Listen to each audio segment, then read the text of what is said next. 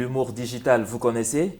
Eh bien, loin des salles de spectacle, des acteurs, des comédiens, des humoristes produisent des spectacles diffusés sur des plateformes web ou des réseaux sociaux et en un clic sur nos smartphones ou sur nos ordinateurs, nous prenons place dans une salle de spectacle virtuelle et nous observons des records d'audience, des millions et des millions de vues et ils sont nombreux ces humoristes à avoir intégré le digital dans leur stratégie. Depuis les stand-up, les web-séries et autres se multiplient. Aujourd'hui, on fait une petite incursion dans l'univers d'un artiste humoriste ivoirien très en vogue en ce moment. Mesdames et messieurs, soyez les bienvenus dans la page invitée. Je reçois pour vous Monsieur Raoul Quevy.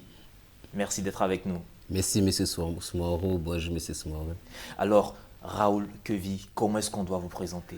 Raoul Quevy, c'est un créateur de contenu ivoirien, web comédien et chef d'entreprise. Web comédien et chef d'entreprise. Alors, vous êtes déjà à près de 660 000 abonnés et autres, des millions de vues sur vos productions. Mais il y a quelque chose qui revient très souvent quand on voit vos productions, c'est votre surnom, Petit Marteau. C'est quoi Petit Marteau et ça vient d'où?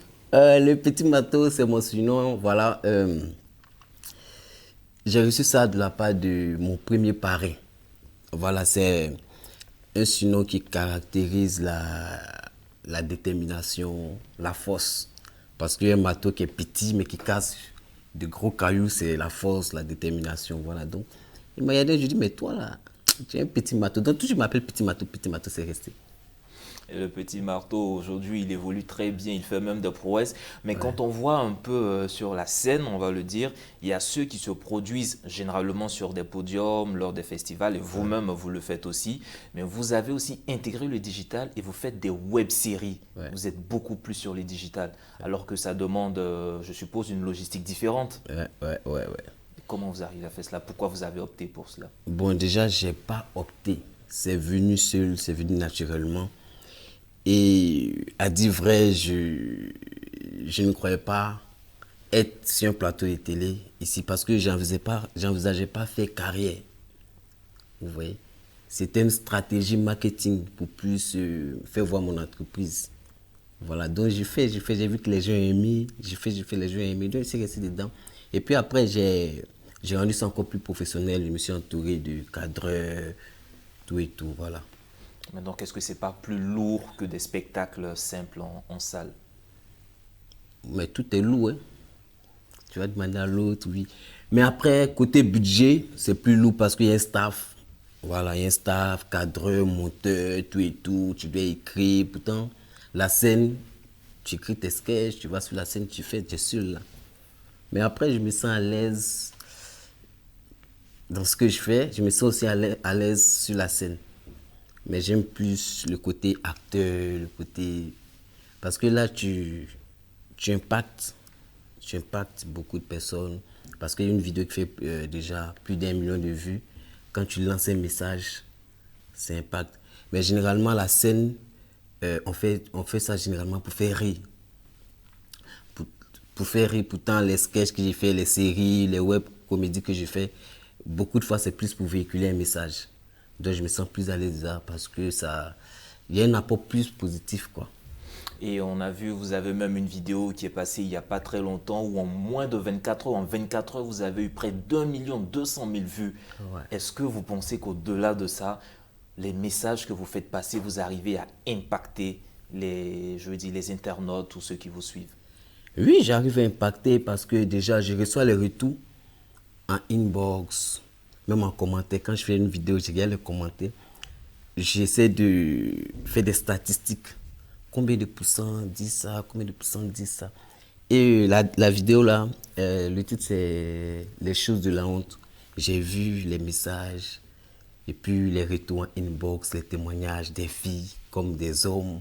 Après, il y a d'autres mecs qui m'appellent coach. Je dis non, c'est pas coach. Moi, je fais mon travail. Et puis, il y a d'autres mecs qui m'écrivent. Il y a d'autres qui se confient. Hein. Il y a d'autres même leurs problèmes de couple. Parce que ce qu'on fait quand les gens voient, bon, après, ils voient, peut-être voient une sagesse derrière les scènes qu'on fait. Donc, après, il y a d'autres qui essaient de t'expliquer des choses. Je dis, mais moi, c'est pas coach, mais qu'est-ce que toi, tu penses? Je lui dis, bon, moi, je donne mon avis. Et puis, ils savaient que souvent, l'avis que je donne, ces personnes apprennent ça comme conseil et puis elles appliquent ça dans leur vie. Et puis bon, je ne sais pas si ça marche ou pas, hein, mais bon. Mais en tout cas, vos productions et vos projets marchent assez. Alors, d'où vous tirez vos inspirations? Les sujets que vous traitez, est-ce que, c'est-à-dire c'est de l'observation, c'est votre vécu quotidien? D'où vous prenez votre inspiration? L'inspiration vient de partout. Hein. De suite même, je peux voir que l'inspiration vient de partout. Après, j'ai mon vécu, souvent il y a mon vécu. Euh, j'ai fait une scène des bacs. Bac, quand tu joues au bac en Afrique, comment les parents essayaient de fatiguer les enfants qui échouent au bac. Bon, ça c'est mon vécu, mais moi j'ai pas échoué au bac parce que moi j'ai eu mon bac une fois. Mais après, il y a ma cousine. Bon, elle a vécu ça. Donc à la maison, maman, toi tu regardes télé, toi tu n'as pas eu bac, tu regardes télé. Donc ça, par exemple, c'est mon vécu. Après, il y a l'observation. Je peux être assis quelque part, je vais observer quelque chose, je vais adapter ça. En fait, c'est un déclic. Tu peux voir un petit truc et puis à partir de là, tu commences à écrire. Et puis l'écriture même, ça te ramène dans un autre monde, mais c'est venu de là. Voilà, donc c'est comme ça. Alors, les productions, déjà, on sait que vous les faites en français, en langue française, on va le dire. Mais est-ce que vous pensez, pour pouvoir toucher plus de monde, comme cela se fait au Nigeria ou autre, est-ce que dans quelques semaines, dans quelques mois, Raoul Kevy envisage de sous-titrer ses productions pour toucher plus de monde, ou bien même faire des traductions? Oui, c'est toujours bien d'essayer d'évoluer. Et ça, j'ai fait ça dans la vidéo qui a fait plus d'1 million de vues en 24 heures, là, les shows de la honte. J'ai sous-titré en anglais. Voilà, donc c'est quelque chose que j'ai commencé, mais j'espère continuer parce qu'après, souvent, il y a manque de temps par rapport à la demande. Puis le sous-titrage, ça prend encore du temps. Quand tu finis, tu dois. Donc, je vais m'organiser pour essayer de sous-titrer toutes mes productions. Alors, en parlant de temps, il faut combien de temps en moyenne à Raoul Kevy pour préparer ou monter une production, la post-production, tout et tout? Il faut combien de temps pour une production complète, Bon, en moyenne? en moyenne. Bon, déjà, il y a deux types de productions que je fais. Il y a des les sketchs en une journée. J'ai l'idée, j'appelle des potes, vite fait, on met les caméras, et puis on tourne, la nuit même, je monte, je pose. Mais après, il y a des courts-métrages. Courts-métrages, là, c'est encore c'est un peu plus sérieux que l'autre. Là, je dirais, bon, une semaine. Hein. Une Une semaine. semaine, parce que souvent, on peut tourner sur 2 jours, 3 jours. Parce qu'il y a des séquences, peut-être on doit faire une séquence peut-être à Bassam, une séquence, donc souvent, les courts-métrages, moyen une semaine.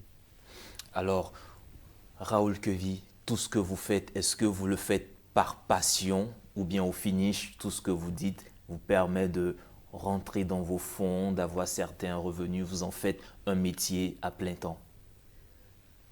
Bon, au début, je le faisais par stratégie. Après, j'ai aimé la chose. J'ai commencé à faire ça par passion.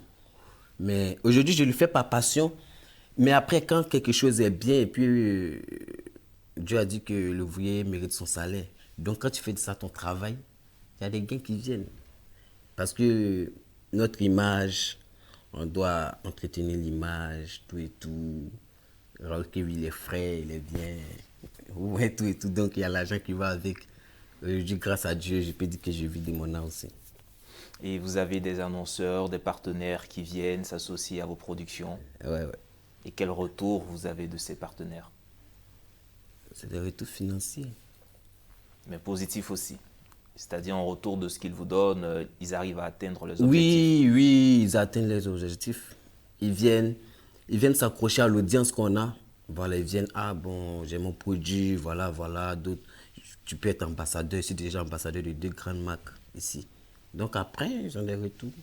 Puisque quand on finit le contrat, quand on relance le contrat, ça veut dire qu'il y a eu retour.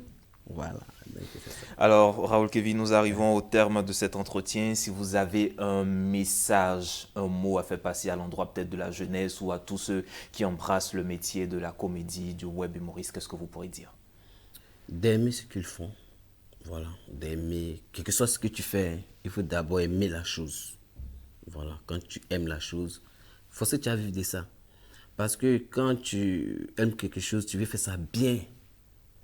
Pourtant, le monde aime ce qui est bien. Plus c'est bien, plus les gens viennent.